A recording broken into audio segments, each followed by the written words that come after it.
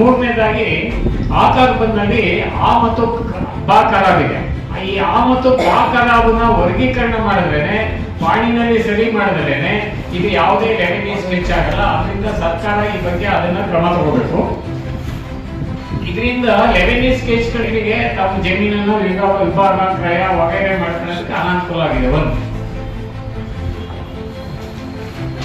ಪಾಣಿ ಗಣಕೀಕರಣ ಆಗಿ 2000ರಲ್ಲಿ ಆಗಿದ್ದು. 2000ರಿಂದ ಆಧಾರ್ ಬಂದ ವಿಸ್ತೀರ್ಣಕ್ಕಿಂತ ಪಾಣಿನಲ್ಲಿ ಕಡಿಮೆ ವಿಸ್ತೀರ್ಣ ಇದ್ರೆ ಅದನ್ನ ಸರಿಪಡಿಸಕ್ಕೆ ಸಾಧ್ಯ ಇದೆ.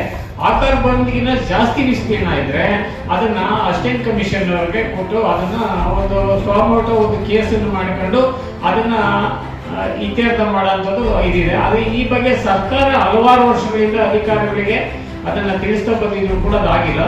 ಈ ಕಾರ್ಯನ ಹೆಚ್ಚುವರಿಯಾಗಿ ಏನು ಅಸಿಸ್ಟೆಂಟ್ ಕಮಿಷನ್ ರೋಡ್ಗೆ ಈ ನ್ಯಾಯಾಲಯದ ಪ್ರಕರಣಗಳು ಕೊಟ್ಟಿದೆ, ಅವ್ರಿಗೆ ಇದನ್ನು ವಹಿಸಿದ್ರೆ ಇದು ಬೇಗ ಕಾರ್ಯಗತ ಆಗಿ ಸಾರ್ವಜನಿಕ ಅಂತ ಹೇಳ್ತಾರೆ. ಕಡತಗಳು ಲಭ್ಯ ಇದ್ರೂ ಕೂಡ ಅದನ್ನ ಗಮನಿಸ್ತೇನೆ 1 to 5 ಮಾಡಿ ಅದಕ್ಕೆ ವಿಳಂಬ ಮಾಡ್ತಕ್ಕಂಥ ಕೆಲಸಗಳನ್ನ ತಹಶೀಲ್ದಾರ್ ಇದು ಸರ್ಕಾರ ಗಮನಕ್ಕೂ ಬಂದಿದೆ.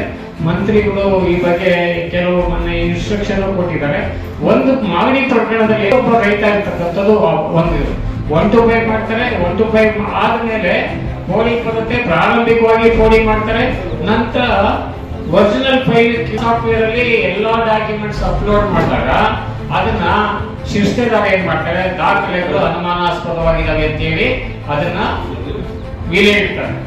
ಇಂಥದನ್ನ ಅಧಿಕಾರಿ ಕಾರ್ಯಕ್ರಮ ಯಶಸ್ವಿ ಆಗ್ಬೇಕಾದ್ರೆ ಇವ್ರು ಈ ತರ ಮಾಡಿದಾಗ ಅದು ಸಾರ್ವಜನಿಕರು ಮತ್ತು ಸರ್ಕಾರದಲ್ಲಿ ಬಹಳ ವರ್ಷಗಳಿಂದ ಪೋಲಿಂಗ್ ಮಾಡಿ 60, 70, 80 ವರ್ಷದಿಂದ ಅನುಭವದಲ್ಲಿ ಇರ್ತಕ್ಕಂಥವ್ರಿಗೆ ಅನಾನುಕೂಲ ಆಗುತ್ತೆ. ಇನ್ನೊಂದು ತಲೆಮಾರು 2 ತಲೆಮಾರು ಆದ್ರೂ ಕೂಡ ಈ ಕಾರ್ಯ ಸರ್ಕಾರ ಒಂದು ಕಂಡೀಷನ್ ಆಗಿತ್ತು. ಆ ಕಂಡೀಷನ್ ಫುಲ್ಫಿಲ್ ಆಗದಂತದನ್ನ ಅರ್ಜಿಗಳನ್ನ ವಜಾ ಮಾಡಿದ್ದಾರೆ. ಸೊ ವಜಾ ಮಾಡಿದ್ಮೇಲೆ ಈಗ ಅವ್ರಿಗೆ ಡೆಮಾಲಿಷನ್ ಮಾಡೋಕ್ಕಾಗಲ್ಲ ಅಥವಾ ಎವಿಕ್ಷನ್ ಮಾಡೋಕ್ಕಾಗಲ್ಲ.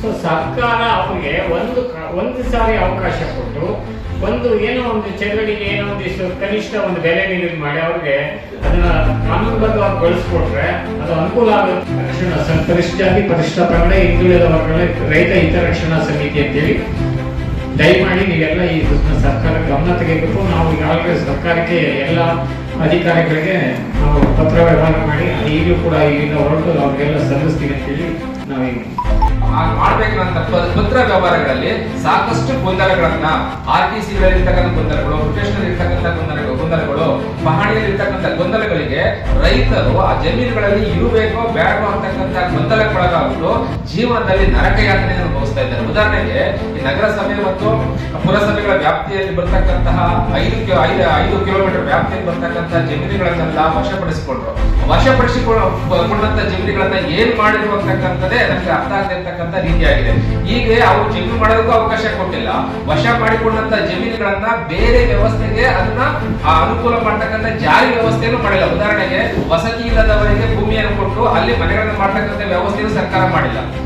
ಮತ್ತೆ ಅಲ್ಲಿ ಬಾರ್ ಮಾಡ್ತಕ್ಕಂಥ ವ್ಯವಸ್ಥೆ, ಅಲ್ಲಿ ಸ್ವಿಮ್ಮಿಂಗ್ ಪೂಲ್ ಮಾಡ್ತಕ್ಕಂಥ ವ್ಯವಸ್ಥೆ, ನಾಗರಿಕರಿಗೆ ಏನ ಸವಲತ್ತು ಮಾಡಬೇಕು ಆ ಕೆಲಸನ ಮಾಡಿಲ್ಲ.